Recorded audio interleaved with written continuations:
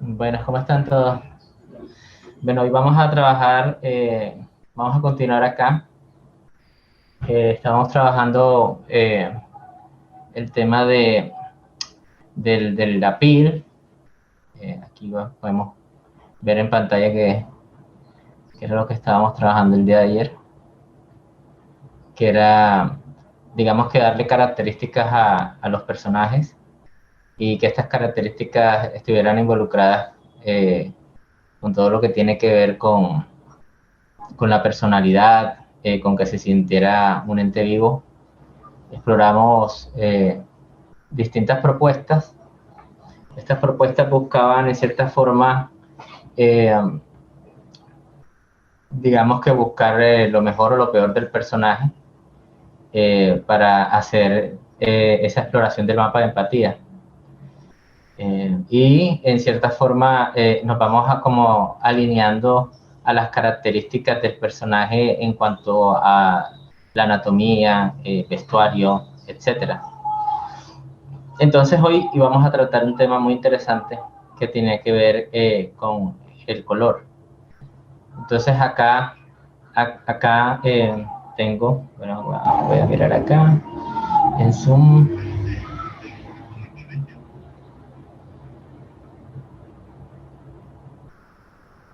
Vamos acá en Zoom.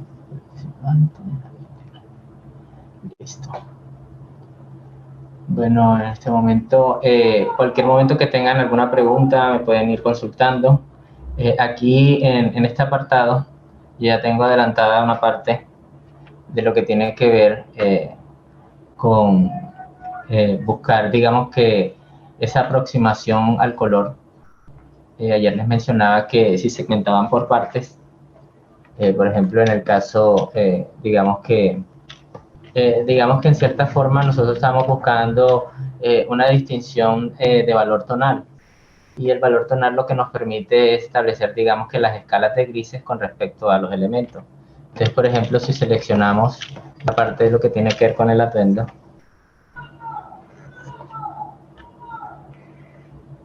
y vamos a encontrar que podríamos, digamos que alterar las características de la tonalidad en función de esas escalas de grises. ¿Para qué se hace esto? Porque digamos que la lectura del personaje tiene que verse acorde a, a que tú entiendas los elementos que lo componen. En este caso, si son las correas, si son este, la capa, etcétera. Entonces vamos a ir seleccionando poco a poco. Siempre tratando, digamos que, de buscar en el personaje que vaya resaltando, vaya haciéndose una lectura acorde al personaje. Entonces, bueno,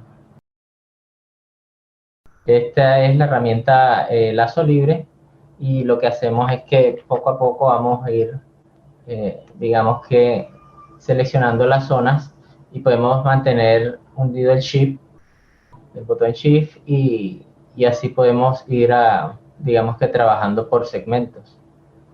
En este caso, mira que estoy segmentando todo lo que tiene que ver eh, con el atuendo del personaje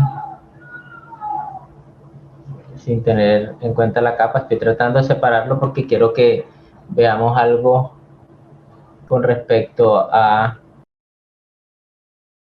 eh, la, el valor tonal. Esta parte es importante porque eso es lo que va a permitir que la ilustración a color quede equilibrada. Eso es un truco que también le voy a mencionar, es que cuando una ilustración funciona en blanco y negro, va a funcionar a color. Por eso siempre es importante e inclusive fácil trabajar primero en escala de grises. Y siempre que se trabaja en escala de grises, para hacer, por ejemplo, restarles un des alt, y con el alt si le vas quitando piezas. Entonces vamos a ir acá, sí, ir segmentando.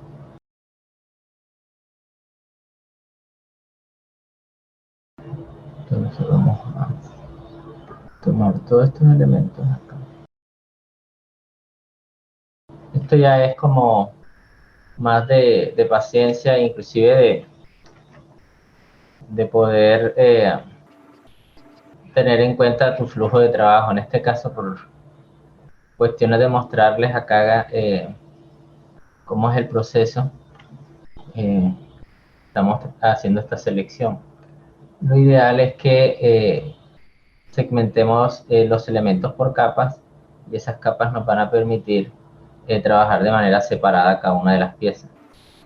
Pero digamos que a veces cuando estamos en un proceso creativo, hacemos, digamos que infinidad de combinaciones de técnicas, y eso es lo que va a permitir crear un proceso propio. Por eso, cuando les mencionaba en su pregunta con respecto a qué recomendaba de pinceles o cosas así, siempre planteaba como que es importante más como la libertad creativa de ir explorando las herramientas, y que a su vez esas herramientas te vayan dando, digamos que un entendimiento tanto del software como de los procesos creativos, que en última es lo que importa, porque aquí estás haciendo un proceso de comunicación efectiva, y esa comunicación efectiva implicaba, digamos que esas cualidades de paciencia, de compromiso con investigar un poco más allá de lo que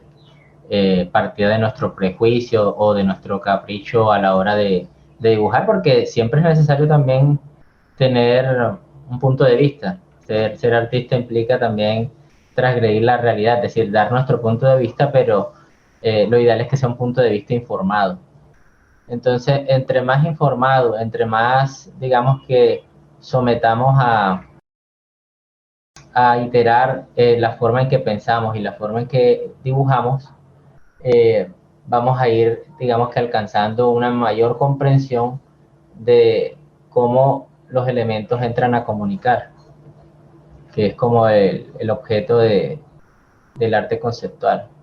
Entonces, si vemos aquí estamos segmentando esta zona para generar primero un cambio del valor tonal. Entonces yo siempre recomiendo, cuando no estamos seguros de algo, hundir control J, tenerlo en otra capa, y esa otra capa entonces uno va buscando, digamos que el que se vaya distinguiendo, teniendo como referencia como unas escalas de grises. Aquí de pronto, entre mayor sean los cambios, o sea, los contrastes, van a resaltar otras piezas y se van a ocultar otras, y eso ya va a depender, digamos que, de, de tu decisión. Ahora, es importante también colocar una escala de gris siempre, por eso siempre habíamos trabajado en escalas de grises acá en el otro apartado, porque el gris nos permite, digamos que tener un acercamiento a no estar chocando con tantos contrastes. Si notan aquí, el contraste del blanco con este tono lo hace ver bastante, digamos que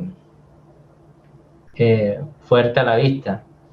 Entonces esto mitiga esa sensación tanto de los contrastes como de las tonalidades.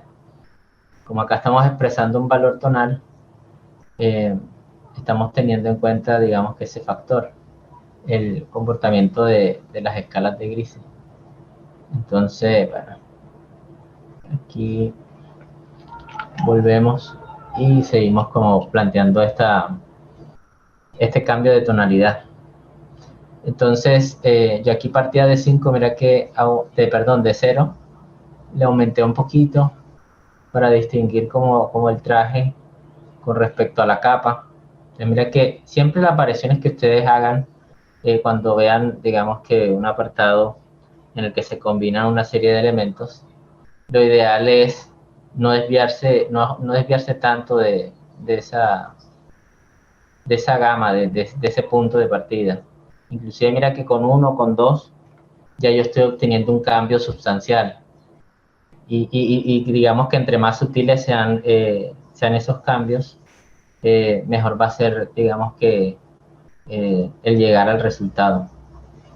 Entonces voy a ponerle aquí como un 1 está bien. Entonces si alcanzo a notar, digamos que esa variación en el cambio de la tonalidad de oscuridad del tono. Y inclusive acá cuando le doy control U y me voy a colorizar, tenía un color. Ahora bien, cuando vamos a la elección de los colores, tenemos que tener en cuenta, aquí tengo una rueda, que la elección de los colores en cierta forma es una comunicación visual también. Entonces vamos a aplicar esta capa y se la enviamos aquí a color y aquí tenemos el círculo cromático. Entonces cuando hagamos siempre, digamos que la elección de la tonalidad de un personaje, vamos a ponerlo aquí como si fuera un sol, vamos a tener en cuenta, digamos que dos factores. Uno, digamos que cuando estamos trabajando con capas de colores contrastantes, por ejemplo, si yo tomo cualquier color de aquí, de esta paleta de colores, voy a tomar, digamos que un amarillo. Entonces yo vengo, planteo mi amarillo y yo inmediatamente me voy al otro lado, digamos que del círculo cromático para plantear el color contrario a él. Es decir, si ven en el círculo cromático está dispuesto de una manera y si lo ven aquí también, que los colores se manejan en gamas. Entonces hay unas gamas que son frías y otras que son cálidas. Entonces si yo parto de aquí de una gama fría, ya que aquí me establece la ubicación, él inmediatamente la flechita me indica cuál sería el color contrario. En este caso, mira que aquí serían como los colores morados. Entonces, yo me voy a cualquiera de estos colores y yo lo planteo acá. Entonces, inmediatamente, si yo optara por utilizarlo así, digamos que vamos a cambiarle el color aquí a esto, control U, y nos vamos a esa gama del morado. Mira, digamos que tendríamos una tonalidad morada. Entonces, digamos que yo voy a elegir la capa. Entonces, vámonos a la capa. La elegimos de manera más rápida. Y vamos a generar ese contraste de color.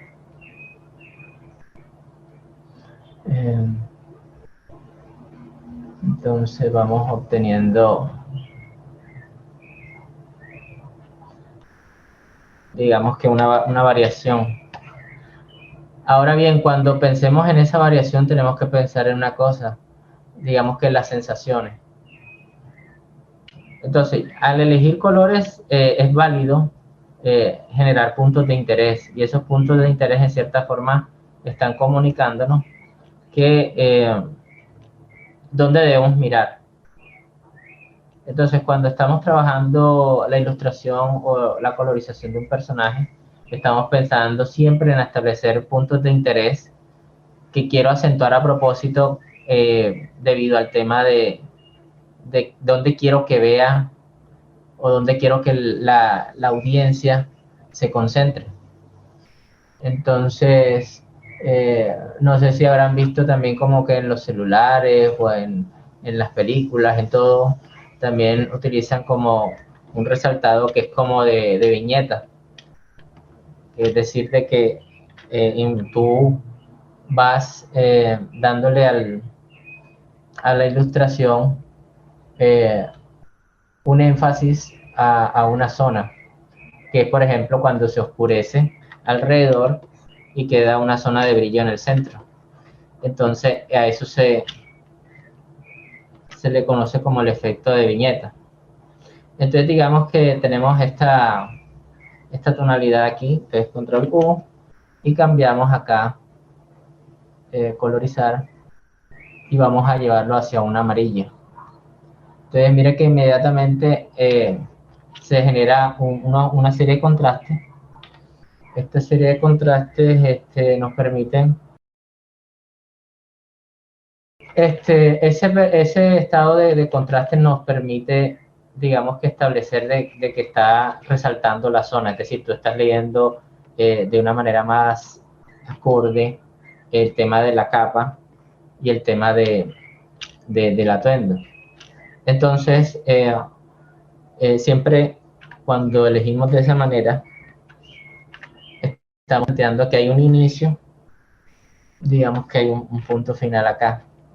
Entonces, uno siempre busca la mitad, es decir, entre la mitad de este recorrido, qué color es el que armonizaría estas dos tonalidades. Entonces, mira que nos encontramos por un lado con unos naranjas y con el otro lado los azules. Entonces, colores fríos y colores cálidos. Entonces, vamos, digamos que por los colores cálidos.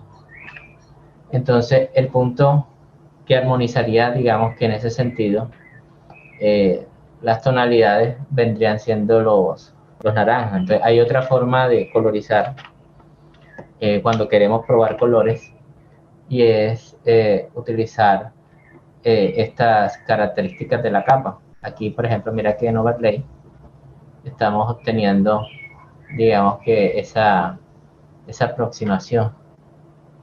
Entonces, venimos y resaltamos en las zonas en que consideramos que ese tono, digamos que va a aportarle, digamos que para los efectos de las cosas metálicas o qué sé yo, de otras piezas del personaje, digamos que van a darle como esa preponderancia. Ahora, si yo quiero irme del otro lado, que es del lado de los fríos, porque siento que mi personaje se ve muy cálido, entonces me voy hacia los azules. Y así voy obteniendo, digamos que una armonía. Pero, ¿qué se tiene que revisar cuando estamos desarrollando esa armonía? Primero, ¿cuál va a ser la jerarquía? Es decir, cuando tú estás planteando un personaje, lo estás planteando desde el punto de vista de sus características más destacadas y en la medida las demás van a tener un porcentaje. Entonces digamos que el porcentaje principal del personaje sea esta tonalidad. Entonces yo tengo que partir de ahí para definir que la tonalidad intermedia entre ellos, digamos, sea este amarillo. Entonces bueno, lo otro es, digamos que el azul. Entonces el azul, ¿cuánto va a tomar, digamos que dentro de ese diálogo? Control U, vamos y vemos cuánto le está poniendo ese azul. Y en ese sentido, digamos que vamos obteniendo un diálogo entre las armonías, es decir, tú de este tono al menos vas a sacar 2 o 3 variaciones, lo mismo que de este tono, para, digamos que, enfocarnos, por ejemplo, en las correas. Ahora bien, si yo siento que de pronto no está reuniendo las características el personaje, entonces, bueno, vamos a reservar aquí. Siempre es importante, como te dije, explorar la tonalidad. Entonces vamos a abrir acá, color otra vez.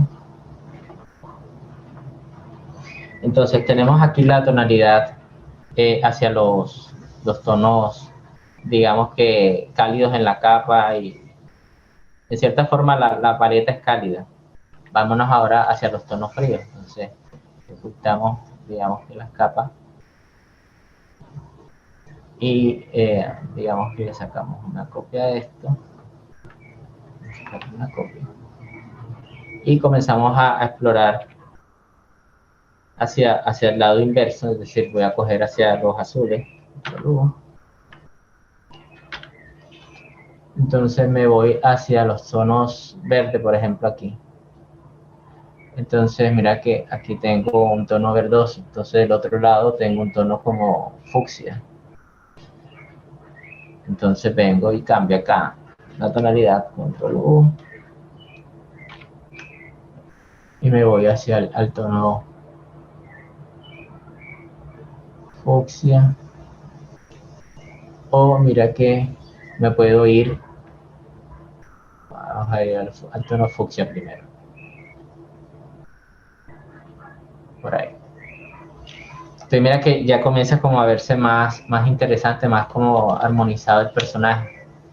Entonces, eso nos ahorra mucho trabajo a la hora de la elección del color de un personaje. Digamos que también la elección de porcentaje va a determinarse en función de las áreas, que es lo que abarca mayor área.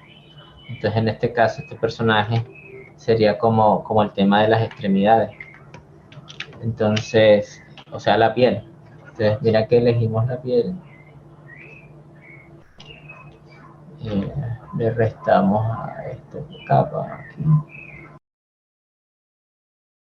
Bueno, aquí le restamos esta parte que no se involucra. Aquí agregamos esta zona de aquí.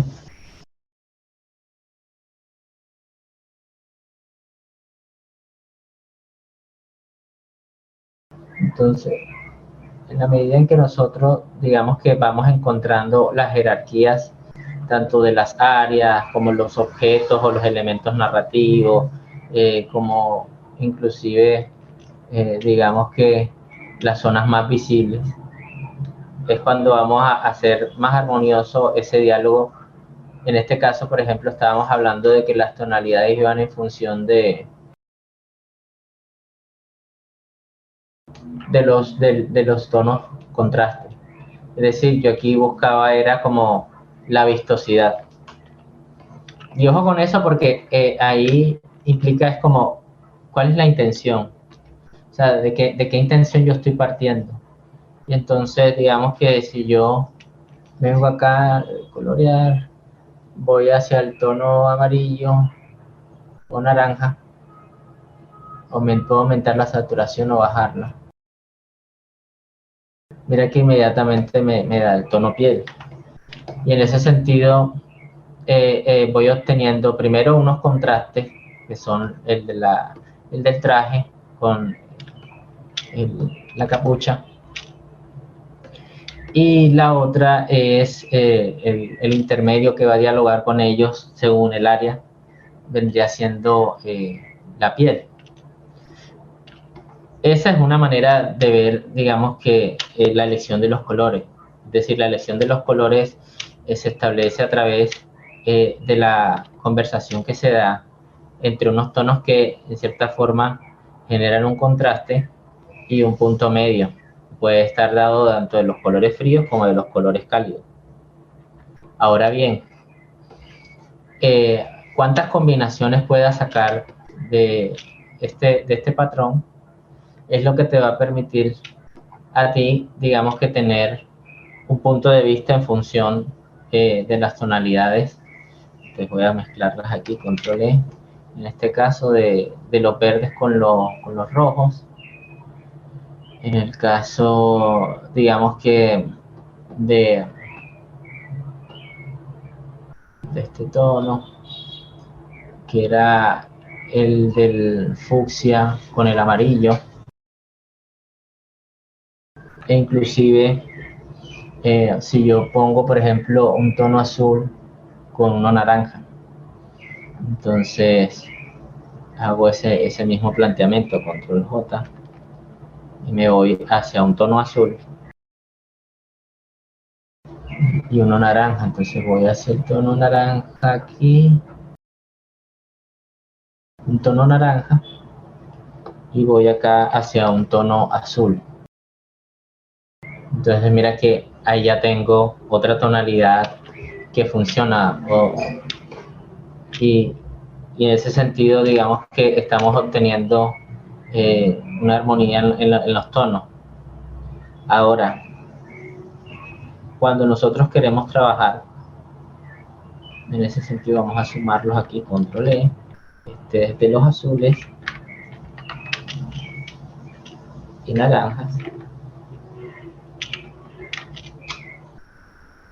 de los fucsias y los verdes, o de los rojos y verdes,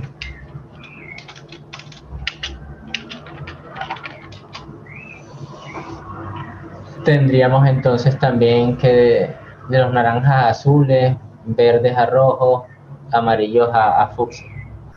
Esas serían como las combinaciones. Ahora, si tenemos acá, por ejemplo, que eh, los colores que decidamos tienen que ser, digamos que, un poco parecidos, porque yo quiero que se maneje una paleta fría. Entonces yo debo escoger al menos de esta zona unos colores. Entonces yo voy a, por ejemplo, acá, a tomar este color acá. Entonces yo lo planteo acá. Mira que es como un verde menta. Yo me voy acá y elijo, digamos que este azulito. Y yo de pronto me voy a este moradito. Y mira que tengo esas tres gamas de colores.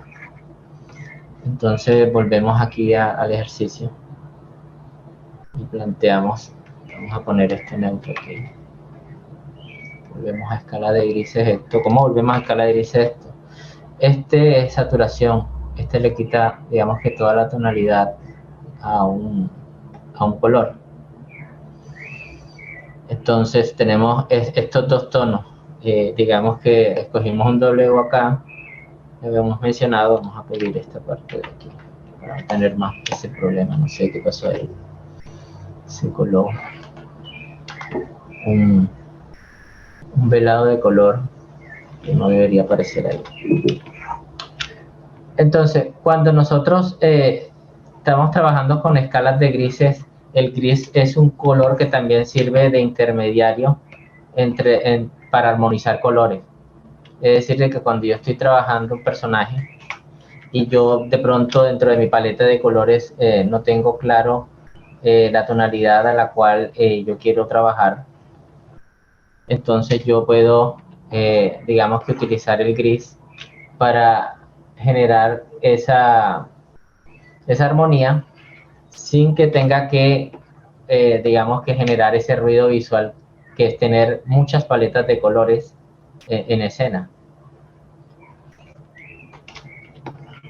Por eso se le conoce como un color neutro. Y eso es importante porque, digamos que ayuda a entender por qué, por ejemplo, muchas veces funcionan las paletas lavadas.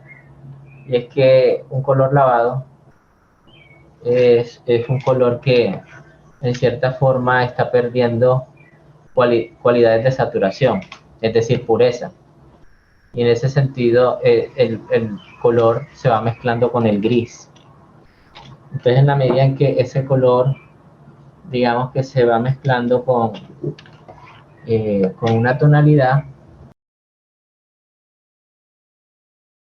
digamos que las tonalidades grises en cierta forma, o los colores lavados, son todos los colores combinados con el gris. Y eso tiene su ventaja porque en cierta forma va a generar, digamos que, menos ese choque visual a la hora de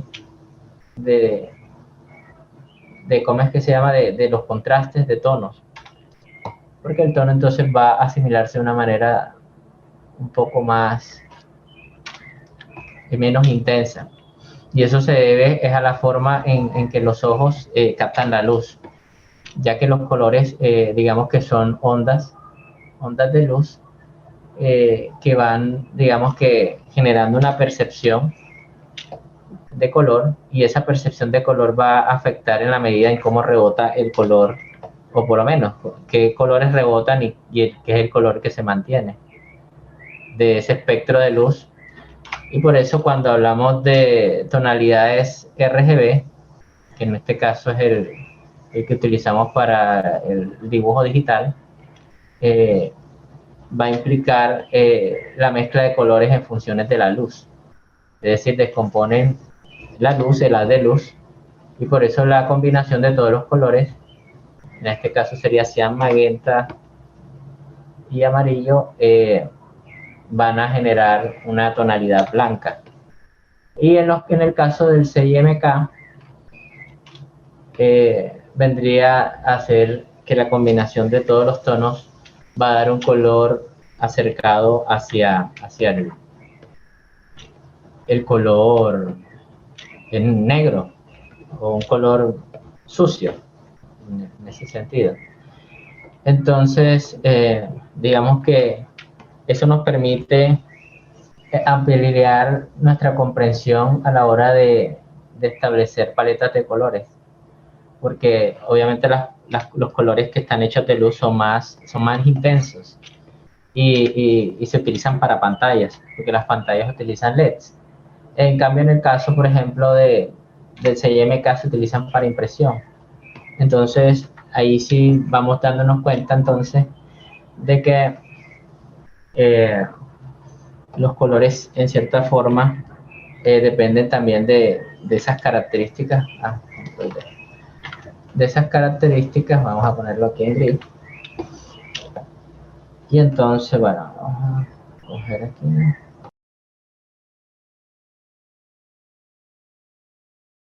Bueno, ahí la pregunta está compuesta porque está hablando de una cosa de la pose y está hablando de otra cosa de lo que tiene que ver con el color. Digamos que no nos confundamos a la hora de cuando planteamos una pose, digamos que en cierta forma estamos planteando una emoción.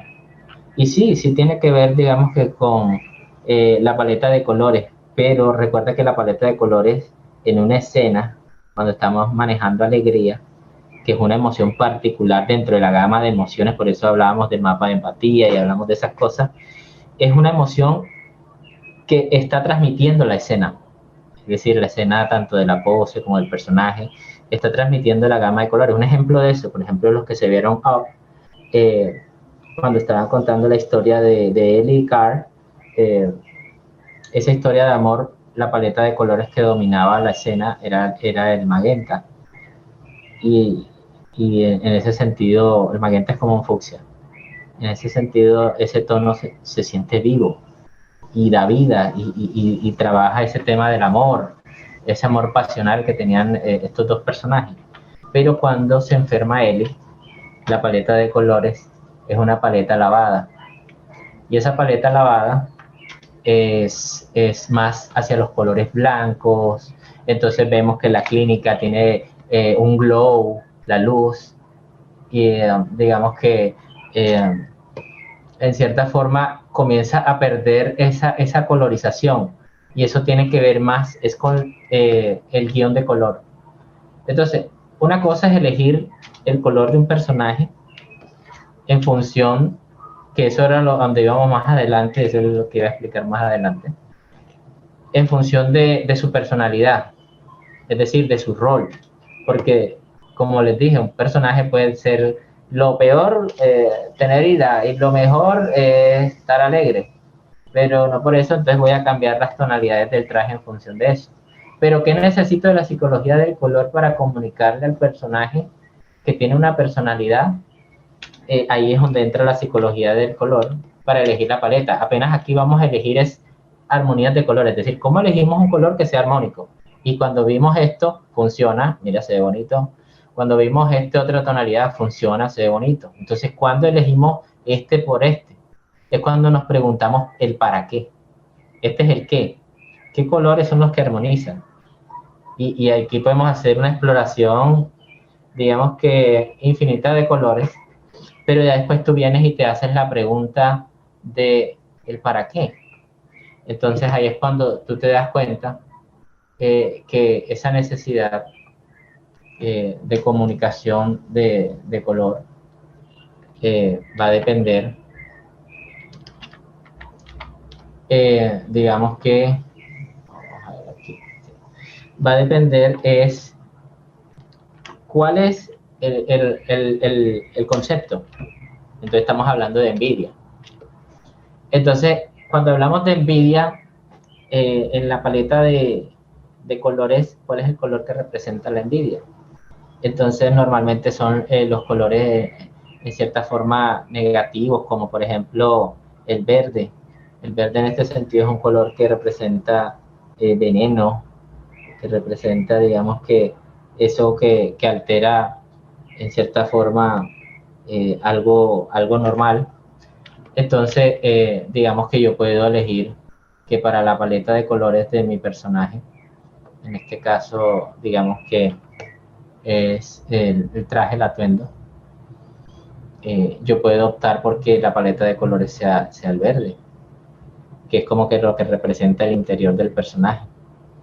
Y entonces, ¿cuál color armonizaría, digamos que con ese verde? Porque yo estoy buscando que no genere contrastes porque quiero que quede muy claro, digamos que esos patrones del personaje. Entonces, selección, invertir, yo le doy aquí el color verde. Entonces, vamos a coger un verde. Entonces, digamos que cogemos este verde. Yo le coloco el color, le doy acá overlay y comienzo a explorar, digamos que esa gama de verde que yo siento que podría tener el personaje, digamos que esta. Y digamos que yo le doy como más oscuridad porque está como en mi escala de grises, muy resaltado. Entonces, bien, yo vengo y digo el verde. Ahora, si voy a hablar de la capa, entonces digamos que yo tengo aquí que el personaje tenía una tonalidad verde en el atuendo. Otro luz, y le pongo un verde. Estamos aquí como el verde. Y digamos que yo no quería un verde a frío, yo quería un verde más cálido. Entonces voy buscando ese verde como tirándose a los amarillos. Mira que aquí lo voy viendo, mira, voy tirando como un verde hacia los amarillos, inclusive yo aquí puedo elegir si es menos saturado o es más saturado. Entonces, bueno, digamos que ese es el tono. Y yo vengo a la capa, le doy control U y comienzo a jugar con un tono que armonice con ese tono. Y digamos que mira que ese azul, que es como en cierta forma eh, esa parte fría del personaje. Hablamos que el personaje era un personaje recio. Entonces, siempre estamos involucrando esa lista de características que veíamos acá, de cuando hacíamos el personaje. Eh, Veníamos y siempre estábamos pensando como bueno, y hacia dónde va este personaje. Y entonces es cuando hacíamos las anotaciones, ¿se acuerdan? Aquí teníamos una anotación y yo comenzaba a ver el personaje, comenzaba a ver la representación. Ella lleva un peso en sus hombros, entonces mira que vemos las hombreras, la culpa en sí misma, todos esos elementos. Y si tengo dudas, en internet aparece el listado de la psicología del color para representar eso. Ahora, ¿yo qué tengo que hacer siempre para antes de, digamos que trabajar esa parte en un personaje? Tengo que contrastarlo con el personaje principal. Entonces pueden duplicar la capa, llevo acá a color, y entonces nos encontramos acá el personaje principal. Lo llevamos al primer plano acá, y que nos damos cuenta enseguida del tema de la saturación del color.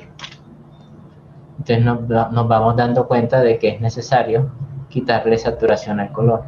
Entonces yo vengo y control U, y como yo sé que esta es la que le regula la saturación, entonces mira que así se ve más fantasioso para un juego de acción. Entonces mira cómo juega la psicología. Entre los colores más vivos y más distintivos son importantes porque si la acción de hundir botones tienes que tomar decisiones muy rápidamente, tienes que notarse rápidamente el personaje. Ahora si veo el verde, ya yo distingo que es un personaje, digamos que no tan confiable. Entonces vemos por ejemplo, si vemos el duende verde, que es el enemigo de Spider-Man, vemos por ejemplo en el caso de una emoción negativa intensamente, el verde representaba esa parte. Entonces vamos viendo que la psicología del color sí juega, entonces yo comienzo a quitarle saturación y comienzo a ver de que mira que aquí ya comienza a armonizar con el personaje principal dentro de la paleta de colores. Entonces en ese sentido la toma de decisiones ya se vuelve más pensada, el para qué. Primero, psicológicamente, quiero transmitir esa sensación del personaje. Un personaje poco confiable, inclusive desde la paleta de colores. Ahora, si yo voy aquí digamos que el tema de las, de la capa, de las hombreras y eso, Entonces ahí ya sí me condiciona a quitarle también saturación. Entonces, estamos claros en ese sentido de que es una búsqueda de, eh, de imprimir una sensación, pero también de que compagine con un entorno. Entonces, vengo yo y le quito saturación, pero cuando le quito saturación se va más hacia los grises, obviamente. Entonces yo puedo jugar a llevarlo a una tonalidad cálida o digamos que a una tonalidad más contrastante para que vaya adquiriendo, digamos que esa sensación. O la otra es darle oscuridad. Entonces mira que al incrementarle el nivel de oscuridad, y mira que se forma como una S, como una curva así, y esa curva no debe ser tan pronunciada. Entonces mira que, bueno, aquí sí, porque digamos que aquí va a depender del tono donde estás eligiendo. Pero en estas dos sí como que no debe ser como tan separada. Ya, para que digamos que tenga esas características. Aquí un tono saturado y entonces acá mira que un tono menos saturado, un poquito oscuro. Termina menos 6, menos 17. Entonces, entonces aquí es donde entra, digamos que todo ese listado de características emocionales del personaje. Inclusive, mira que los grises entran a mediar. Entonces, yo, ¿qué puedo elegir como paleta de grises? El tema de los medallones y esas cosas. Entonces, control U y puedo jugar como a una escala de grises del azul, pero el azul se va mucho hacia el tono verde. Entonces yo busco que contrasten, que tengan, mira, entonces voy hacia un poquito hacia el naranja. Entonces veíamos acá, y cuando íbamos hacia el verde e íbamos hacia el azul, el color, mira que en este triángulo, verde, azul, rojo, entonces digamos que nos vamos al naranja, aquí así. Entonces vamos generando, digamos que esa armonía. Entonces, en ese sentido sí vamos, digamos que concretando, inclusive resaltando el, el que, el que sí estamos, digamos que siendo conscientes de hacia dónde estamos llevando nuestro personaje. Ahora bien, digamos que en ese sentido estamos generando esas armonías, mira hacia dónde va el tono, de tonalidad de la paleta, ya que si vamos a hacerlo verde, podemos inclusive quitarle un poco, está pasando con este pincel porque tiene esas características. Vamos a mirar a ver, o es la capa, sí es la capa. Entonces vemos aquí, está en esta capa de, vamos a crear una capa nueva, vemos que tenemos esta tonalidad verde. Entonces tenemos este tono verde, tenemos el tono morado, entonces elegíamos como el naranja para el tema de la piel. Entonces venimos y cogemos un tono naranja y ponemos la capa en soft, perdón, aquí en overlay, soft light, que es como una versión más suavizada de la tonalidad. Y mira que comenzamos a colorizar en función de eso la piel y ahí podemos inclusive ir cambiándola.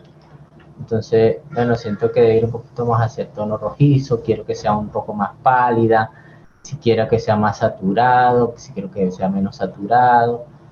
Entonces, eso va a determinar, un buen normal, va a determinar mi nueva tonalidad piel, es decir, siempre es como ensayo de error de esa tonalidad y ponemos entonces el overlay o el soft overlay, que en este caso siento que es como el que compagina mejor a la hora de plantear, digamos que esas características del personaje. Y mira que aquí todo lo tenemos en escala de grises, y esa es la ventaja, que al tenerlo en escala de grises, en cierta forma estamos, eh, ajá. Bueno, digamos que todo es un conjunto, es decir, el conjunto del personaje eh, involucra, digamos, qué es lo que vas a percibir. Como le decía, todo va a depender de cómo es el papel de la interacción del personaje en cámara. Si yo estoy diseñando este personaje y digamos que la cámara va a estar muy alejada, a mí de pronto lo que menos me debería preocupar es el tono de la piel. Siento que lo que más se va a distinguir en cámara es lo que va a definir hacia dónde debe ir el personaje. Y en ese sentido, digamos que ahí sí ya es una toma de decisiones, digamos que en función de la producción. Eh, pero todos combinan, o sea, todos juegan, es decir, tanto la tonalidad de la piel, porque por eso pruebas la tonalidad de todos los personajes. Obviamente el que más va a resaltar es el personaje principal, inclusive el personaje principal se hace a propósito las tonalidades, inclusive con características más resaltables, porque él es el que va a estar tomando o generando la interacción.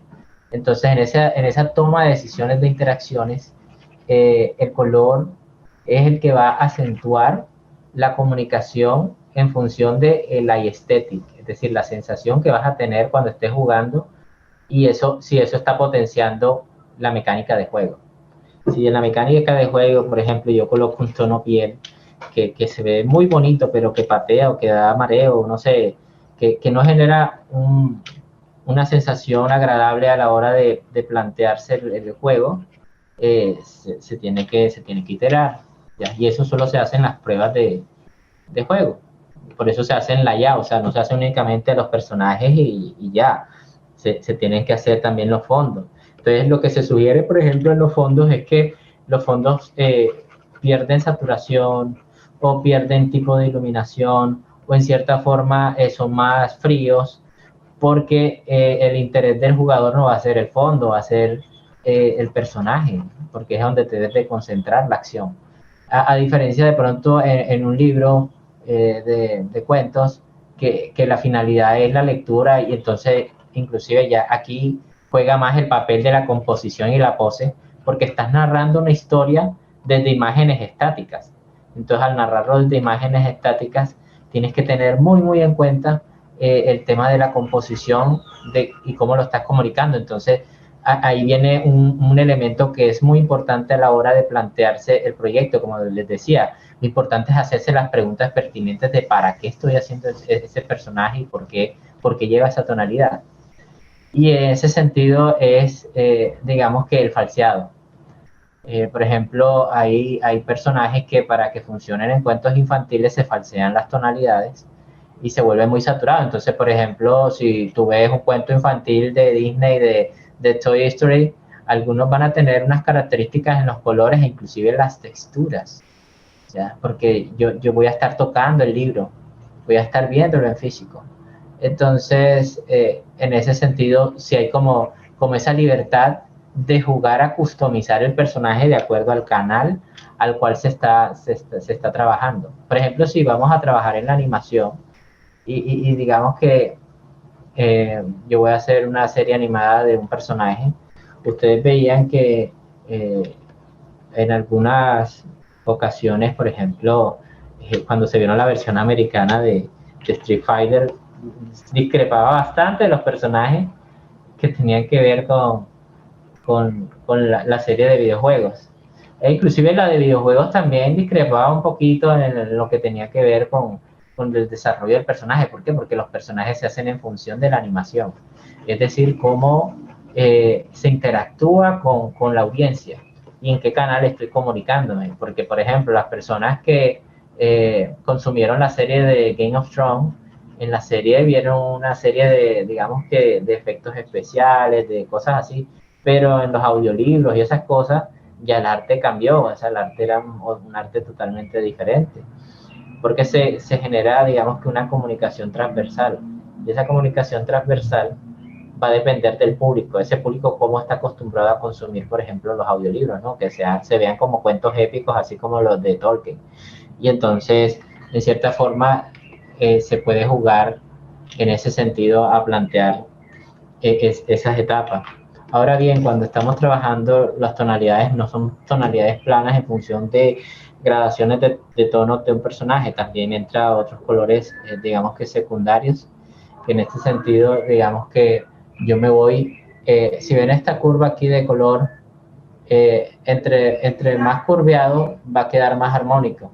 Es decir, yo no, normalmente cuando elijo un color no lo elijo de manera ni horizontal ni vertical, sino que hago como una especie de arco. Y juego también con la gama, es decir, si yo estoy jugando con una tonalidad y quiero llevarlo a un tono más rojizo, me bajo. Y entonces lo trabajo en una capa diferente. ¿Por qué me trabajo en una capa diferente? Por muchos factores. Por ejemplo, yo voy a hacer los pómulos rosados de este personaje. Entonces yo siento que esa intensidad quedó muy fuerte. Entonces yo comienzo a descender esa intensidad porque en cierta forma estos colores vienen a aportarle y la cara no tiene una sola tonalidad, tiene varios tipos de tonalidades.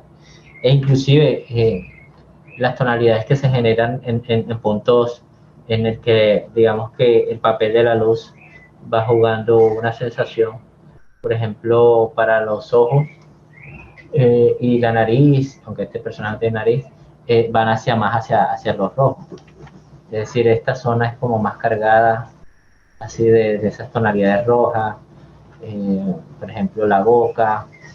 Entonces yo vengo y por ejemplo le doy overlay y mira que ya inmediatamente la sensación que me da. Y yo, perdón, y yo vengo aquí y voy separando, por ejemplo, que afecte no solamente a la piel. Entonces en este caso aquí, mira, se ve bien, se ve interesante. Inclusive yo puedo iterar. Yo vengo y comienzo a jugar si quiero más hacia un magenta así o si quiero más apacible hacia un naranja. Inclusive puedo separar, o sea, control L y voy entonces tomando elementos de aquí y voy llevándolo hacia un rojo acá, porque digamos que acá los labios adquieren esa característica. Inclusive puedo ir más hacia estas vivid que son más intensos y bajarle la intensidad y jugar con la opacidad. Es decir, hay una libertad que es lo que permiten estas herramientas, mira, a diferencia del soft al vivid, que te van dando, digamos que esas características que debe adquirir el personaje.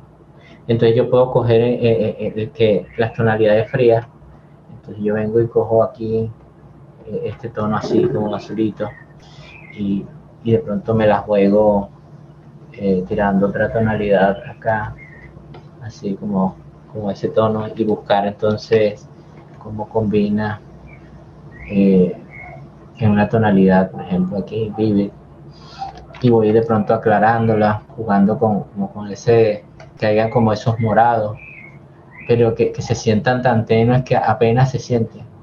Entonces inclusive puedo estirarlo, inclinarlo, jugar con él para que digamos que se adhiera a la composición y comience yo a sentir como que una separación de elementos de manera interesante.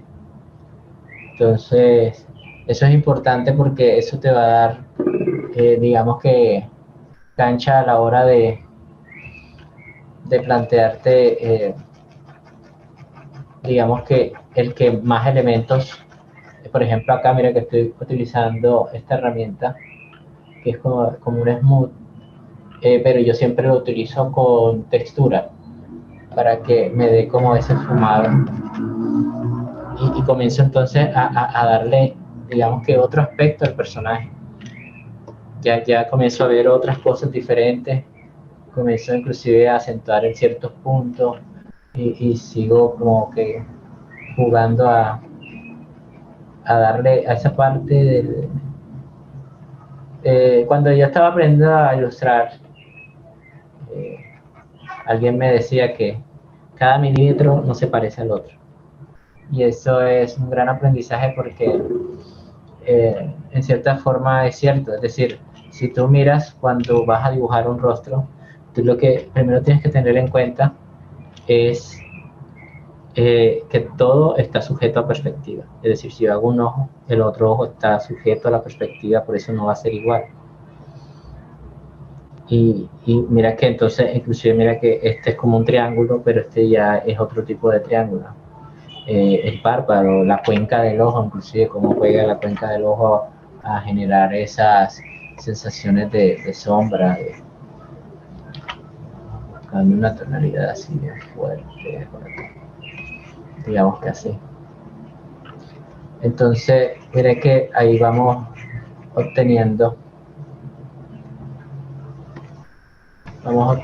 digamos que esas características eh, propias de cada pedazo de nuestra ilustración. Y entonces yo siempre me alejo para ver si estoy logrando, digamos que transmitir primero como profundidad, volumen, porque digamos que en cierta forma yo estoy sujeto a que el personaje al sentirse más vivo sea volumétrico. Entonces mira que le está dando como más volumen a los ojos. El tema de los labios, por ejemplo, yo quiero que resalten un poquito más. Entonces yo comienzo a jugar con estas tonalidades. Mira que le hago hasta un área de brillo también. Y voy quitándole, voy restándole con este pincel. Inclusive con el borrador, mira, voy restándole. Si necesito, por ejemplo, le quito, digamos que dureza al borrador para que se sienta más como equilibrado. Y lo mismo voy dándole importancia al tema de los brillos. Entonces yo vengo y creo una capa nueva y puedo colocar como un brillo acá. Entonces un truco de los brillos es que, por ejemplo, ellos siempre se comportan como en una misma dirección. Si yo tiro un brillo acá, él va por acá, él va por acá, va como por acá todo esto, pero él va respetando, digamos que la anatomía de la cara, va así, va así, va así, y entonces va así, entonces mira que yo sé dónde voy a colocar los brillos y después comienzo como a borrar, mira que comienzo a borrar porque esa profundidad o ese volumen me va generando esa necesidad comunicativa de ir restándole, eh, digamos que esa característica, y ahí es cuando entonces voy obteniendo como esos detalles de los labios, de, inclusive aquí por ejemplo, y comienzo a borrar, utilizo otro tono, y mira que ya como adquirió el volumen el labio. Ahí. Entonces, eso si quiero, de pronto también, eso va a depender de la textura. Aquí, digamos que si es húmeda y brillosa, debería ser así. Si, por ejemplo, aquí la luz no está pegando de esta manera, es decir, que no está entrando directo al ojo, entonces yo siempre ilumino en la parte de abajo, porque abajo que está rebotando y está subiendo, y entonces le doy opacidad, aquí le doy una opacidad, y mira que acentúa aquí en esta parte. Y ya entonces el ojo comienza como a adquirir otras características. Lo mismo entonces la elección del tono de los ojos. Si digamos que yo quiero darle una metáfora al ojo, o quiero plantear, digamos que un contraste, o quiero seguir, por ejemplo, el tema de, de que se vea esa sensación de verde, y de pronto buscar multiplicar, mira que se ve más oscurito, o digamos que de de overlay que se ve un poco más claro, más suavizado, más lavado. Entonces ahí vamos viendo que esa transformación del personaje me va llevando inclusive a explorar otras tonalidades, ¿cierto? Entonces eso lleva también a un camino de sensibilizarse, de ponerse en los zapatos del personaje. E inclusive, como te dije, el tema de las marcas o del cabello. Entonces, porque el cabello es el marco del rostro. Entonces ahí es cuando yo también tengo que pensar cómo comunicar todos esos elementos, las correas, por ejemplo. Entonces mira que si yo me voy acá al tema de las correas para que resalten con esos grises, entonces yo vengo y comienzo a plantearme esa. Y es fácil, digamos que partir gama monocromática, porque en la gama monocromática me está diciendo exactamente qué piezas son las que yo debo resaltar y qué otras no. Y en este caso, si ven, la correa se distingue y se distinguen ciertos elementos que pronto no entran dentro de, del material que está hecho la correa. Entonces ahí es donde entra también la necesidad de plantear materiales.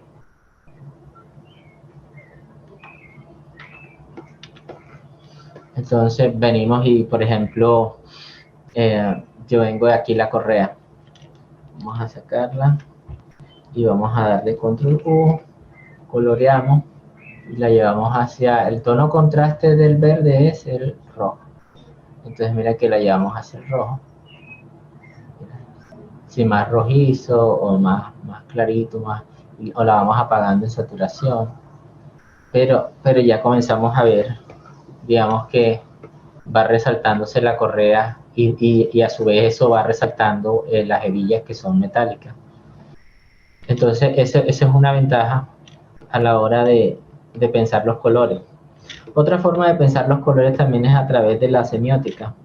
La semiótica es, por ejemplo, pensar un elemento de la naturaleza que represente, digamos que, esa, esas cualidades emocionales del personaje.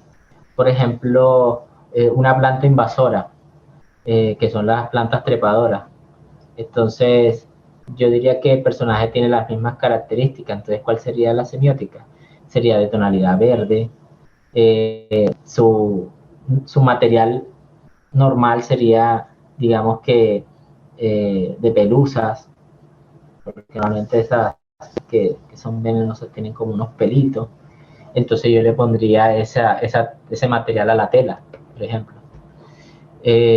Otras características que no se siente cuando trepa, es decir, que es sigilosa. Entonces ya yo le doy dando esas cualidades al personaje. Entonces, tomar de elementos de afuera y buscar esas herramientas simbólicas, por ejemplo, el simbolismo de las formas en el lenguaje de las formas, también entra esa parte de la percepción y de esos fundamentos del diseño en cuanto a la gestal. Y entonces ahí vas viendo de la simetría, de la proximidad y todas esas cosas. Y eso también le suma. Es decir, todo artista conceptual tiene un compendio de herramientas que le va a permitir una toma de decisiones a la hora de plantearse un personaje. Entonces mira que cada una de estas capas yo vengo y las clasifico, que entran dentro de lo que vendría siendo como dentro de la etapa de la piel. Entonces mira que aquí pongo piel, o si quieres segmentarlo por la cara, vas aquí, te das clic derecho y le pones un color, por ejemplo red, para hablar de las pieles, ya. Y eso te va ayudando a clasificar eh, lo que vas haciendo. Entonces, a crear una capa arriba de effects. Y entonces, por ejemplo, yo cojo un color amarillo porque a mí me encanta llevar como las paletas hacia esa tonalidad de la golden hour, así está. Y vengo y entonces le doy un tipo de brillo. Pues mira que hay varios tipos de iluminación y voy bajándole esa saturación y mira que ya voy obteniendo otra sensación. Pues mira que ya yo ahí estoy resaltando el rostro e inclusive yo puedo elegir qué tanto quiero que resalte. Entonces mira que es como si su cara, su aura, el personaje me brindara, digamos que esa sensación. Y eso me va permitiendo, digamos que, ir desglosando este personaje. Y el mismo ilustración me va pidiendo colores. Mira que aquí yo tengo los rojos, entonces aquí yo diría que serían los amarillos. Porque en cierta forma ya, digamos que es como un deportista o como un karateca, que entre más practica, se va dando cuenta que hay como una intuición o un reflejo. Entonces yo a eso lo llamo intuición gráfica. La intuición gráfica no es más de que en la medida en que tú te confrontas a percibir, es decir, a estar atento, a ser consciente de lo que haces, eso va a llevar como consecuencia que tú vayas desarrollando unas, digamos que, sensibilidad hacia entender el lenguaje de tanto de las formas como del color. Entonces mira que voy jugando a esas tonalidades. Entonces, bueno, vamos a ver, control U, le doy colorear y se va hacia un amarillo. Puedo aumentarle la intensidad hasta cierto punto, o puedo jugar a hacer esto. Yo vengo acá y aquí hay unos transformadores, se llama Selective Color. Y el Selective Color, cuando tú trabajas con los tonos neutrales, te permite oscurecer y te permite llevarlo hacia una gama fría. Mira, si yo quisiera en mi escena, por ejemplo, mira, yo estoy llevando a mi personaje hacia una gama fría.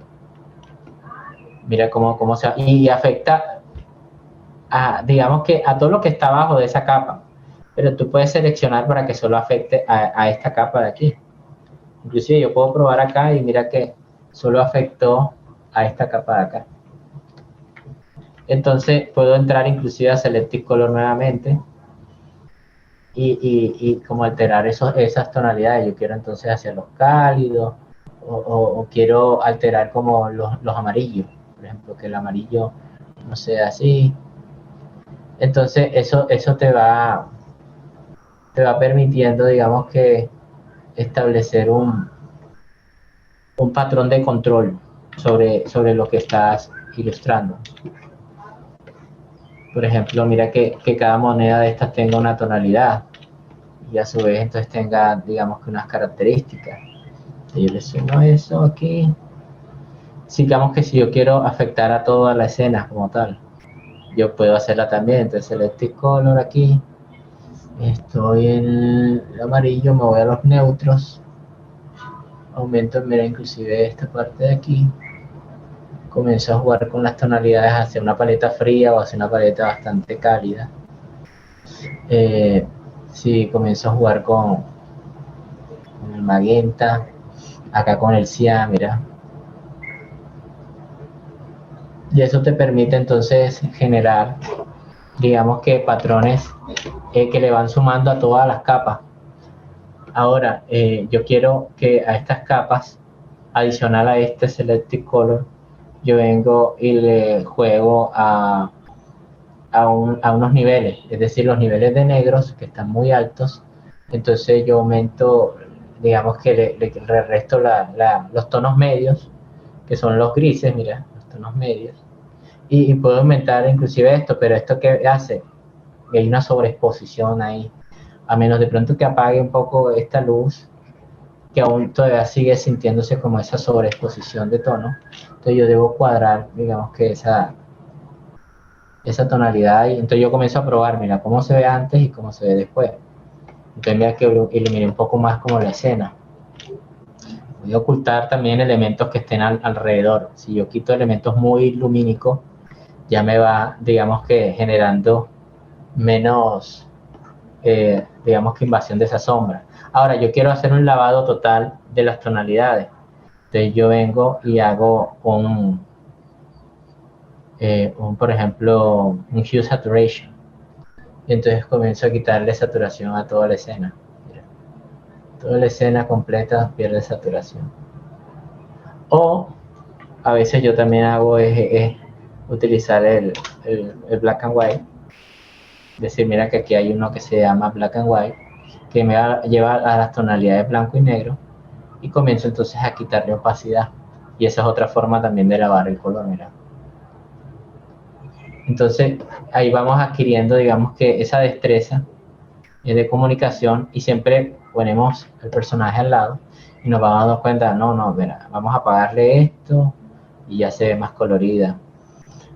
Vamos a quitarle el Selective Color, no, ese sí le da distinción. De pronto entonces vamos a quitarle un poquito aquí. Mira que lo pusimos a 61%. E inclusive podemos darle también el tema de las curvas. Y mira que las curvas tienen que ver mucho con ese efecto de saturación, mira que como va generando un control de las capas, o como en las curvas que yo voy planteando. Por eso debes armonizar las curvas no deben ser tan fuertes. Entonces mira que yo puedo subir acá, mover acá, y eso me va permitiendo jugar con ese efecto. Si ese efecto está muy fuerte, entonces yo voy regulándolo con esta opacidad. Entonces mira que eso me ayuda, digamos, que a quitarle un poco lo que era la sobreexposición. Pero ya eso va a depender, digamos, que de las características del dibujo, en ese sentido. Entonces, retomando acá, ahí la ilustración siempre nos va a estar pidiendo cambios en los aspectos emocionales, a partir de la paleta de colores, en función digamos que mira que aquí le vamos quitando saturación, ya ese sí siento que es como que la tonalidad que me agrada. Lo mismo acá, entonces voy cuadrando aquí para que se note ese contraste. Y mira que ya ahí voy obteniendo, digamos que esos resultados. Lo mismo, los rojos van hacia la parte de los dedos y eso. Entonces, en ese sentido, digamos que la elección de color va a ser un proceso de conectarse emocionalmente con lo que estás dibujando, pero sobre todo también entender esta parte de los fundamentos, que era una a través de la elección de la tonalidad en función de los colores que eran contrastantes, es decir, los que están contrarios en la paleta, en el círculo cromático, y la otra era los colores próximos. Ahora, cuando tengan los colores próximos, comienzan a elegir cuál es el que tenga mayor jerarquía comunicativa. En este caso, la mayor área la ocupa entre la capa y el traje, entonces ahí, por eso reafirmo una con la otra y no genero un contraste como tal. Mira que una es verde y la otra es azul, están muy próximos. Y el contraste entonces comienzo a darles con las pieles. Entonces, en ese sentido comunicativo, voy obteniendo, digamos que ese resultado que inclusive yo pueda comparar con antecedentes acá de lo que tiene que ver con mi investigación, el proceso investigativo. Entonces mira que aquí hay unas de paletas cálidas, pero aquí hay otras de paletas frías, aquí hay otras de... Entonces, la que me vaya dando la atmósfera que va necesitando digamos que mi personaje. Por eso exploré primero todo lo que podía aprender del personaje para generar mi propio personaje, buscar la originalidad, ¿ya? Y en ese sentido, mira que adquiere una originalidad porque se ve diferente a lo que normalmente uno encuentra de los referentes, pero tiene elementos comunes como por ejemplo esas marcas, por ejemplo estos colgantes que podrían tener esos símbolos, inclusive la creación de tus propios símbolos. Si notan acá, por ejemplo, el tema de las texturas, entonces acá, si yo vuelvo a la ilustración acá, yo comienzo a jugar con unas texturas también haciendo capas de ruido.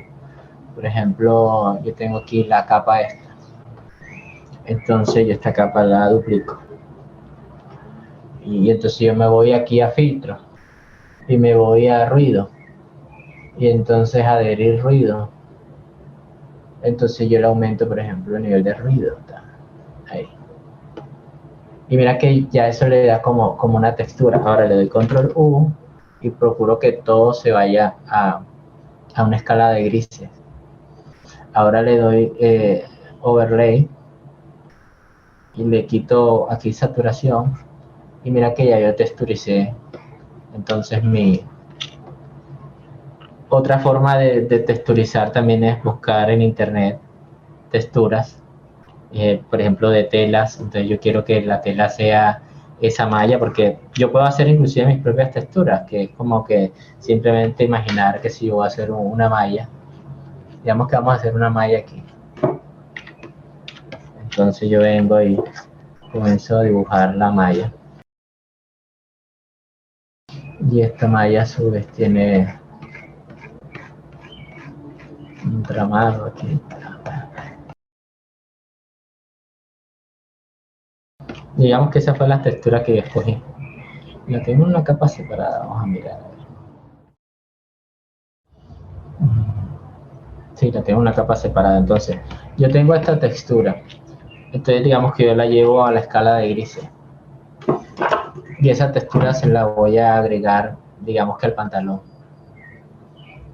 Bueno, no se ve tanto el pantalón, bueno, a este tejido de la ropa.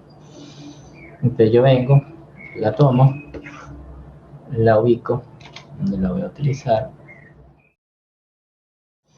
Y entonces, digamos que hondo control T, me doy aquí, comienzo como a deformarla. Y le doy de multiplicar, ¿ya? Multiplicar. Y mira cómo se le comienza a dar propiedades al fundido control J, control T, y voy moviendo esas propiedades en función del ángulo de donde estoy trabajando la tela. Entonces mira que esto. Vamos a guardar. Vamos aquí, cerramos acá. Creo que la actualización de Windows afectó un poco a Photoshop, porque ahora hay veces que se bloquea. Entonces, bueno, mira que ahí vamos teniendo un tipo de texturas, y las texturas de cierta forma le van sumando a esa experiencia de cómo planteamos el personaje, que yo puedo hacer una malla de textura en función de eso. Mira que aquí tengo ya una malla de textura.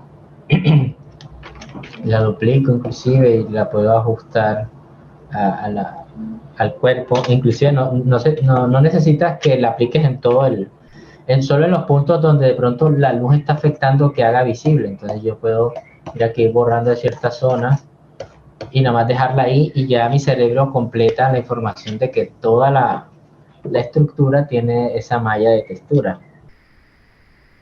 Entonces, no sé si tengan preguntas, los noto callados, pero sí me parece importante que conozcan un poco que las limitantes van a depender de tu recursividad a la hora de encontrar, digamos que, soluciones prácticas o soluciones contundentes a la hora de, digamos que, hacer una producción, porque yo voy pensando en eso. ¿Cuántos personajes voy a hacer? Entonces, ¿qué texturas voy a requerir? ¿Para qué tipo de mood o de atmósfera? Entonces, ¿cuál va a ser el guión de color que voy a crear? Entonces, todas esas decisiones generan una guía de arte que a la hora de cuando yo vaya a crear un nuevo personaje, ya yo tengo un atajo, porque yo solo hago la investigación del personaje y simplemente comienzo a darle esos principios técnicos, que es decir, tienen o no tienen textura, usan o no usan colores planos, qué tan estilizado es, eh, cuánto simbolismo voy a utilizar dependiendo de cuánto aparezca en escena el personaje. Porque digamos que todos estos elementos que le suman a la comunicación, de nada va a valer si el personaje es un personaje que va a pasar 10 segundos en la escena y no va a volver a aparecer en escena. Entonces ya eso en producción es muy eficiente, porque ya yo no le doy tanto amor a ese personaje, sino que ese NPC va a diferenciarse por la silueta. O sea, va a venir primero por esta caracterización de lo que tenía que ver con cumple o no cumple una función, es decir, esto. Entonces, desde la silueta, entonces no necesariamente tiene que pasar de ahí. O sea, yo comienzo a diseñar directamente, me aprobaron yo hago entonces que tenga textura, color, características y ya. No me voy a explorarlo más profundamente de que si importa o no la contextura, o de pronto sí, ya dependiendo de otro tipo de decisiones. Pero cuando se habla de preproducción, porque esto es un proceso de preproducción, muchos lo entienden como producción porque obviamente hay una etapa de producción para llegar a este resultado. Pero es que cuando tú estás hablando de un videojuego, los assets y los personajes vienen siendo preproducción. producción ya es diseño de niveles, ya involucra otras cosas, que tienen que ver netamente con la actividad que se va a realizar, que es la de la interacción y esas cosas. Entonces, el arte o la dirección artística de un videojuego o de una pieza audiovisual o de lo que se vaya a representar entra dentro de los parámetros de la preproducción. Y por eso entra a definir y a resolver problemas de la producción. Por eso es previo, porque está resolviendo problemas de la producción. No sé si eso les haya quedado claro. Por otro lado, nosotros queríamos, digamos que también plantearles el tema de la introducción al tema del 3D, es decir, este personaje lo vamos a llevar al 3D. Y, y acá, por ejemplo, eh, aquí, por ejemplo, aquí teníamos, por ejemplo, el tema de que cuando se conceptualiza todo. Y si ven acá, el personaje va a desarrollarse en un entorno. Y este entorno, mira que a pesar de que pareciera que algo que está como acabado, en realidad, mira que, vamos a apagar aquí esto. Bueno, tenemos que este personaje se desarrolla dentro de un entorno y este entorno también se diseña. Entonces, cuando diseñamos personajes o cuando diseñamos un universo, este universo va a responder a las necesidades tanto de las mecánicas como las dinámicas para generar una estética. Entonces, yo parto del lenguaje de las formas, en este caso mira que son siluetas porque son bloques básicos. Si ven, por ejemplo, este bloque de aquí es un cono que le hice un estrucado por lo menos piezas como más marcadas como estas que están aquí, las del mercado, que se le dieron como digamos que en cierta forma unos quiebres y eso lo vamos a ver en el apartado del próximo webinar que lo va a estar llevando a cabo Sergio. Si vemos acá, yo utilicé un panel de luces para representar, digamos que por dónde iba a ser el recorrido del personaje. Entonces mira que aquí vemos inclusive detallada una, aparentemente, o sea, aparentemente detallada una puerta.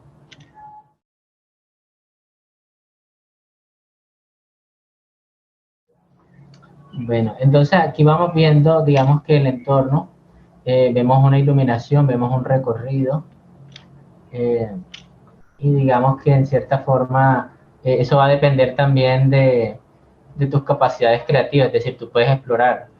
Cuando hicimos el testeo de este mundo, yo inclusive me puse a jugar como que podía volverme a subir aquí arriba, porque no sabía las colisiones si lo iban a permitir.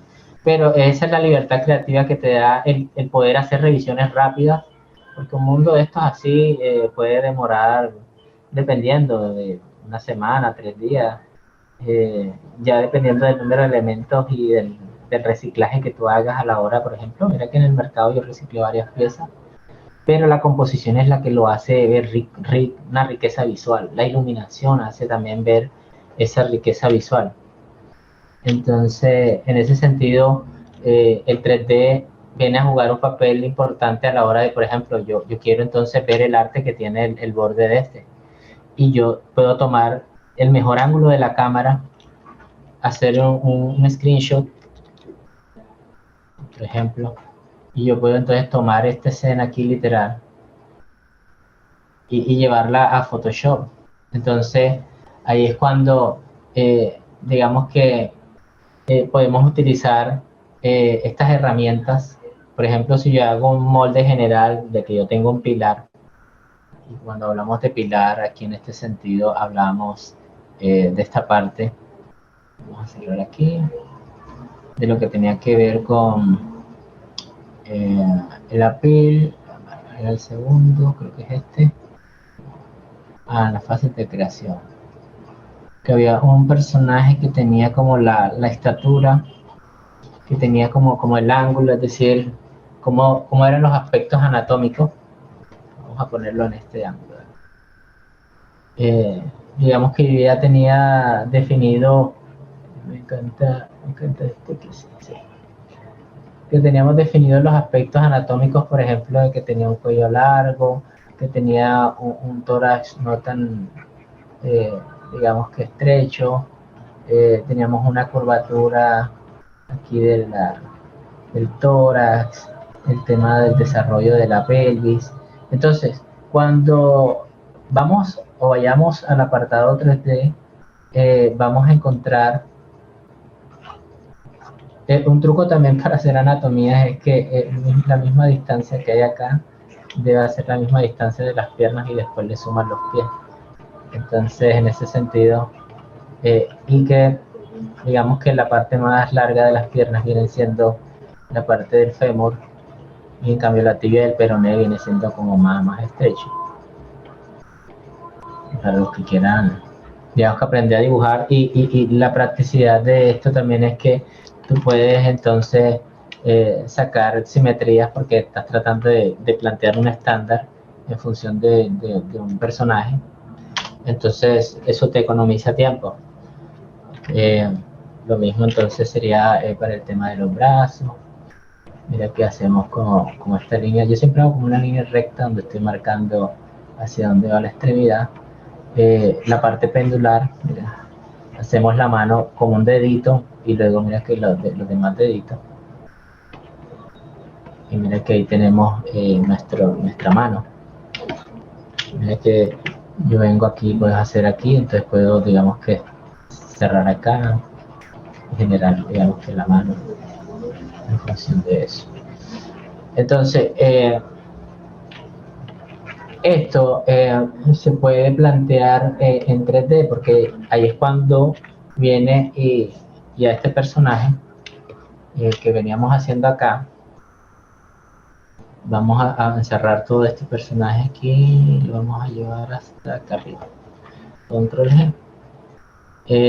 Y nos tenemos como este resultado.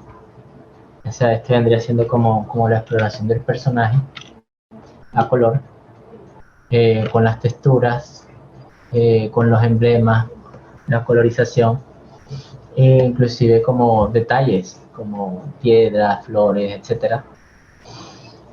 Y eso, cuando ya yo tengo, digamos que esa característica del personaje, yo hago un character sheet, que es como las vistas del personaje para que el equipo de producción de 3D pueda realizar el personaje y llevarlo, digamos que a escena. Entonces acá, creo que en escena sí, había un Jacob. A ver si por aquí está un Jacob. Pero bueno, ¿alguna pregunta, alguna inquietud con respecto a esto? Eh, digamos que esto apenas, esto es un tema bastante amplio. Es decir, que aquí podemos todavía profundizar más. Al principio, cuando veíamos el simple hecho de diseñar o de conceptualizar algo, lo veíamos como una simple fase de lluvia de ideas, recolección de referentes, silvetaje, roach, sketch, y llegábamos a la idea, pero cuando ya entramos más a profundidad nos dimos cuenta que había que hacer un mapa de características tanto emocionales como físicas, una recolección de storytelling, porque estamos creando un storytelling en función del personaje, que narre a través tanto de la narrativa del color como la narrativa de los objetos o los elementos narrativos, valga la redundancia, que son las piezas. En este caso encontramos que era el tema de estas monedas que utilizaban, digamos que estos personajes nórdicos. Entonces mira que aquí tenemos algunas, porque son varias, y esos elementos narrativos nos permitieron crear un personaje que dialogara en cierta forma con el personaje principal. Y mira que entonces también se genera, digamos que una una percepción de hacia dónde va la historia. O sea, nos ayuda como a intuir. Ya depende de las escenas y las interacciones que vienen esos arcos de personaje y esas sorpresas narrativas que involucran eso. Inclusive en el equipo de guión también viene esa iteración de, por ejemplo, un caso así como que en Disney, que era que Elsa era el personaje antagonista de la historia, pero cuando hicieron la versión musical de ella, fue tan chévere que inmediatamente ella vino a convertirse en la protagonista de la historia.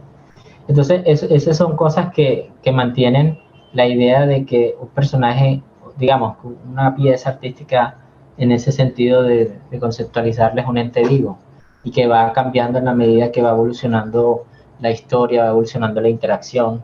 Y por eso estos equipos de trabajo son equipos de trabajo interdisciplinar.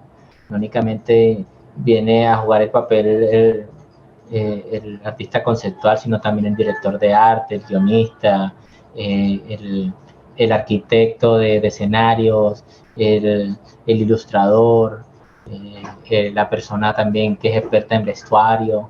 Yo me acuerdo del caso de una colombiana que es arquitecta, que la contrataron para ser la asesora y ella se enamoró del proyecto de Assassin's Creed. Y Assassin's Creed recibió muchos premios por el tema de, de esa parte arquitectónica, de ese desarrollo de universo.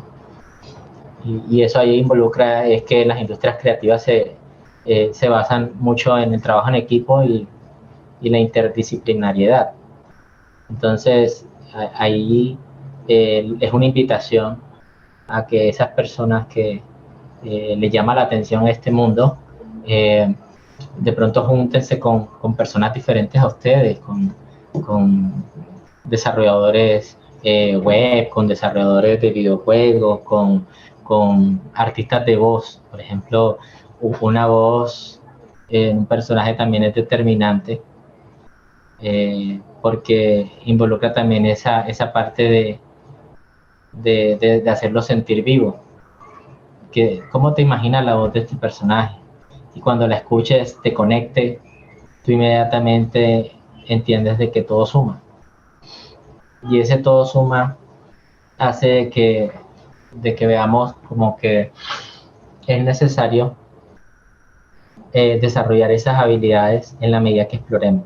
Entonces, esto es una invitación a que exploren, una invitación a que cuestionen, a que lo pregunten todo. A mí no me incomoda que me pregunten, como le dije, si no tengo la respuesta, es mucho mejor porque de cierta forma me va a invitar a mí a comprometerme a encontrar la respuesta y compartirlo.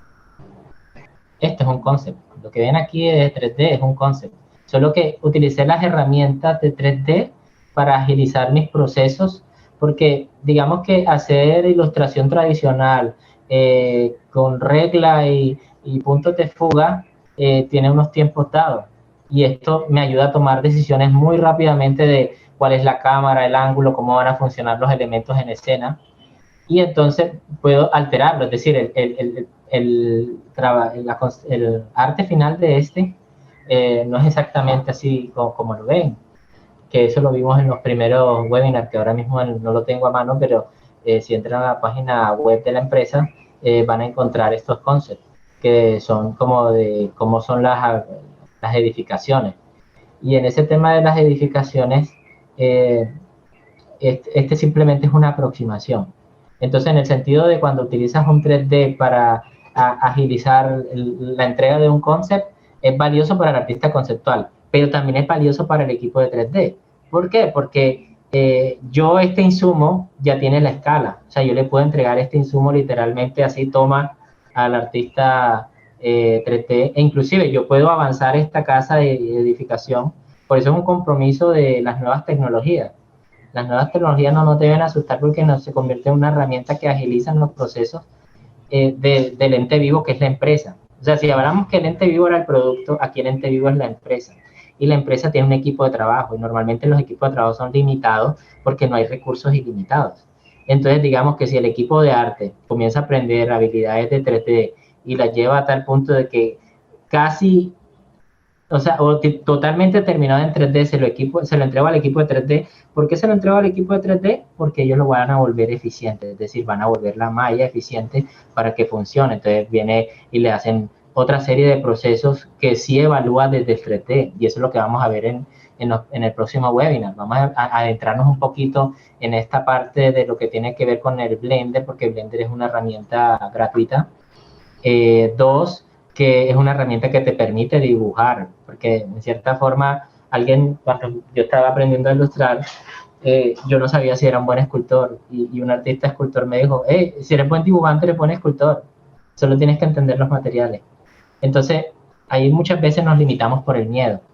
Entonces, el miedo a modelar en 3D para muchos artistas es porque no se salen de su zona de confort de manejar todo en 2D. Pero mucho del arte que se entrega conceptual ahora mismo se basa mucho, inclusive la iluminación, yo la hago con el 3D, y después la iluminación que es más rápida, que tiene que ser con puntos muy focales o cosas así, la hago con Photoshop. Entonces, es decir, es una combinación de herramientas, inclusive puede que la retopología de este apartado se haga con otro software. Entonces, es decir, la combinación óptima de diferentes software es lo que, o de diferentes herramientas, no lo voy a llamar software porque son herramientas. Hay gente que dibuja en tradicional, lo escanea y después lo entrega o lo hace ellos mismos en 3D, válido. Todo lo haces en 3D directo, y inclusive esto tiene una herramienta ¿cómo es que se llama? De dibujar. Creo que es por acá. Ah, no, este es de animación. Puedes hacer ilustración. Entonces, en ese sentido, digamos que tienes esa posibilidad de explorar, y esa exploración es lo que te va a permitir a ti eh, encontrar tu proceso creativo propio. Entonces, respondiendo a esa pregunta, es una combinación de ambas. O sea, ni la una depende de la otra, ni la otra es tan importante. O sea, es como que es una combinación. Eh, no sé quién más tenga una pregunta, o no sé si quedó clara la pregunta, o necesita profundizarla, pero eh, yo también me hice esa misma pregunta, o sea, como que eh, qué cosas se pueden hacer más rápido en 3D, pero los conceptos siempre van a ser necesarios, porque en los conceptos vas a involucrar texturas, y texturizar en Photoshop es más rápido que texturizar en 3D. Eh, Sobre todo cuando quieres dar un tipo de expresión a tu arte, ¿ya? Eh, Sobre todo en la elección del material y eso. Entonces, en ese sentido, sí, sí espero que les haya quedado muy claro, porque en verdad fue una pregunta muy interesante e importante. Eh, bueno, ¿quién más tiene preguntas? O bueno, podemos dejar hasta aquí. Eh, no sé qué me digan. Eh, Igual a futuro estaremos haciendo más webinars eh, para, digamos que de cierta forma, ir generando esa inquietud con respecto a esto tan valioso que es el tema de las industrias creativas. Muy bueno. Ok. Bueno, entonces, no siendo más, llegamos hasta hoy. Los invito a que se inscriban para recibir de pronto una copia del material. Los invito también a visitar la página web de la empresa, o a estar pendiente en redes sociales para, digamos que, futuras entregas. La empresa es Blazing Soft, www.blazingsoft.com. En redes sociales también aparecemos como @blazingsoft.